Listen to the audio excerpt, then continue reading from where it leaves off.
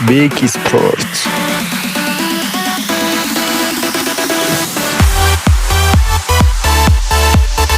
አርሰናል የ19 ዓመቱን የባየር ሊቨርኩሰን አጥቂ የሆነውን ክሪስቲያን ፋኮንን የተከታተሉ ነው። እናም ለዚህ ተስፈኛ አጥቂ እስከ 70 ሚሊዮን ፓውንድ እንደሚያስወጣ ተነግሯል።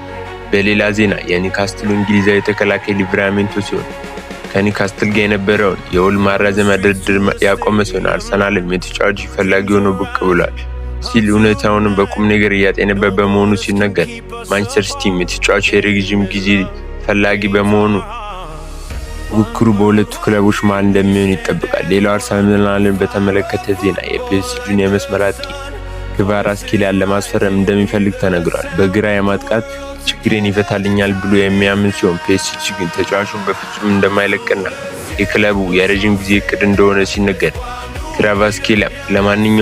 ክቫራትስኬሊያን ፈልጎ ለሚመጣ ማንኛውም ክለብ የዝውውር ጥያቄውን ውድቅ እንደሚያደርግ አሳውቋል። ውድ አድማጭ ተመልካቾቻችን የምንሰራው ፕሮግራም ከተመቻችሁ ሰብስክራይብ፣ ላይክ ማድረግ። እንደሚመለከቱ ዜናዎች ስናልፍ የኤቨርተኑ ድንቅ የመስመር አጥቂ ለማይን እንደይን በክረምቱ የዝውውር መስኮት ለማስፈረም የተከታተሉ እንደሚገኝ ሲገልጽ፣ ተጫዋቹም የልጅነት ህልሙ ክለብ ስለሆነ ወደ ማንቸስተር ዩናይትድ ለመዘዋወር የሚያገኘውን ማንኛውም እድል እንደሚጠቀምና ዝግጁ እንደሆነ ተነግሯል። በሌላ ዜና ማንቸስተር ዩናይትድ በቅድመ ውድድር ዘመን ዝግጅት የሚያደርጋቸው ጨዋታዎች ሲታወቅ፣ በዚህ መሰረት ሬክሳም ሮዘንበርግ ከአትሌቲኮ ማድሪድ፣ ፒኤስጂ፣ ሊድስ ዩናይትድ እና ኤሲ ሚላን ጋር የቅድመ ውድድር ዘመን ዝግጅቱ እንደሚያደርግ ሲጠበቅ፣ የኢራንና የእስራኤል ጦርነት በዩናይትድ የፕሪሲዝን ላይ ሌላ ጥላ ያጠላ ሲሆን፣ በዚህ መሰረት ከ2002 በኋላ ለመጀመሪያ ጊዜ ዝግጅቱን እዛው በአውሮፓ ይካሄዳል። በሌላ ዜና ማርከስ ራሽፎርድ በ26 ሚሊዮን ፓውንድ የመግዛት አማራጭ ውል ጊዜው አብቅቷል የሚሉ ዜናዎች ውሸት እንደሆኑና አማራጩም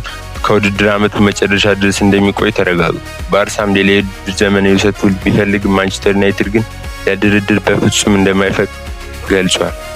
ሊቨርፑልን ወደሚመለከት ዜና ስናልፍ ጄሬሚ ፍሪምፖ ጉዳት እንዳጋጠመውና ከሜዳ እንደሚርቅ የኔዘርላንዱ አሰልጣኝ ሮላንድ ኩማን አሳውቋል። በሌላም ጥሩ ዜና አሌክሳንደር አይዛክ ሐሙስ ዕለት ከሊቨርፑል ጋር ወደ ቡድኑ ልምምድ እንደሚመለስ አርኔ ስሎት አረጋግጠዋል። ሲቲን ስንመለከት ኩሳኖቭ የወሩ ምርጥ ተጫዋች ተብሎ ሲመረጥ በፋይናል ጨዋታ ያሳየው አስደናቂ ብቃትም አይረሳም። ፔፕም በጣም ያግዘኛል፣ ከኔ ጋር ብዙ የግል ልምምዶችን ያደርጋል ሲል ለፔፕ ያለውን አድናቆት ገልጿል። ቼልሲን በተመለከተ ኢንዞ ፈርናንዴስ የሰጠው አነጋጋሪ አስተያየት ይህን ይመስላል። እኔ በማድሪድ በጣም እወዳለሁ፣ ለመኖር በጣም ከመመርጣቸው ከተማዎችም አንዱ ናት ሲል አስተያየት ሰጥቷል። በዚህም ብዙ የቼልሲ ደጋፊዎችን ያስቆጣ ተግባር ሆኗል። ለዛሬ ያዝንላችሁ አጫጭር ስፖርታዊ መረጃዎች እነዚህን ይመስላሉ።